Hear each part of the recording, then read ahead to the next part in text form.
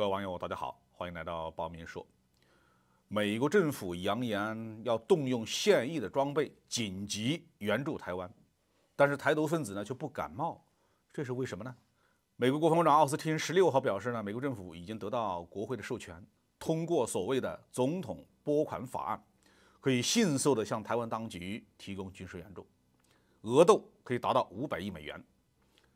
总统拨款法案是美国政府在处理危机事务时候的特别政策工具，允许抽调美军现役的装备，迅速地向外国组织提供物品或者是服务。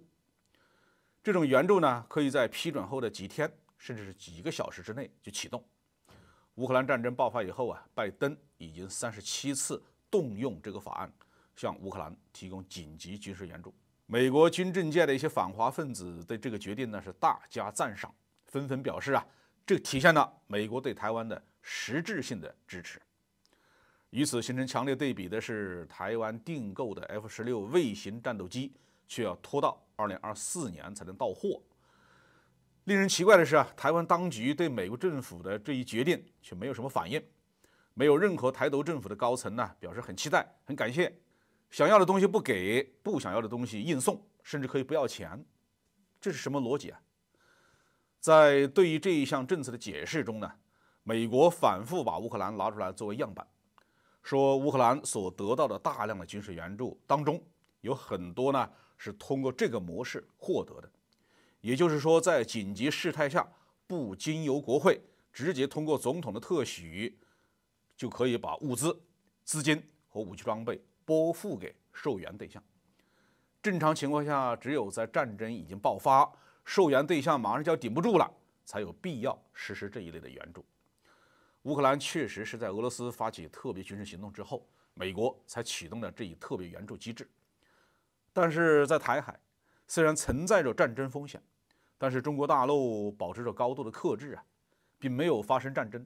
甚至连碰撞事件都没有。台湾当局虽然出动战机、战舰和解放军进行隔空喊话，但也保持着很克制的态度。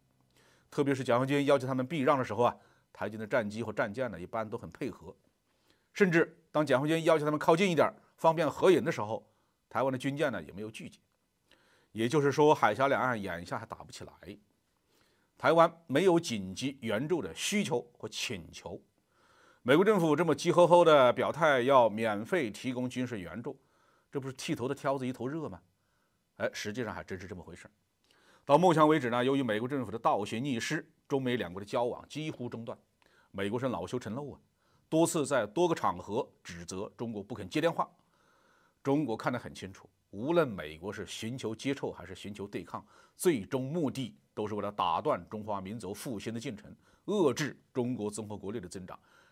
想要达到这样的目的，最好的办法那就是让中国陷入一场漫长而看不到结果的战争。而且这场战争呢，最好是让中国人打中国人，让中国人自己去流血。要是能达到这个目的啊，美国出一点钱，出一点武器，那又算得了什么呢？我们梳理了一下美国对台海战争的言辞上的变化。2021年底，美国智库推出了毒蛙战略。2022年呢，美国军方高调宣布，已经派遣了100多名教官赴台湾，对台军进行军事训练，重点就是巷战和游击战。在这段时间里面呢，美国反复的表示，台湾不应该再进口战斗机、军舰、坦克这一类的大型武器装备系统，应该多买一些轻武器，适合于在城市、山地、丛林进行长期抵抗的轻武器。美国还在2023年初批准向台湾出售火山车载布雷系统，就是想让解放军和台军呢在水际滩头血拼。但是台湾当局对美国的这一热情有加，却一点都不感冒。台湾当局的想法很简单，把这种不统不独的现状能拖一天是一天，借着自己能够控制预算，能捞一笔是一笔，能吃回扣就多吃几口。至于和解放军血战到底这回事啊，他们顶多是喊几句口号，比如说苏贞昌说的“给我一只扫帚，我也要跟他拼”。是不是还有其他的想法呢？也说不定。比如说进口战斗机、坦克这样的高价值武器，自然可以多吃一些回扣啊。如果战争爆发没法逃命的时候，哪怕是投降，交出 F-16和埃布拉姆斯，总比交2个地雷有价值吧。美国实际上是在向台湾当局呢表示，只要你们肯当一只毒蛙，就算没有钱，武器装备白给也可以。台湾当局呢如此没有眼色，不等配合，着实让拜登政府很是气恼。好，这期话题我们就说到这里。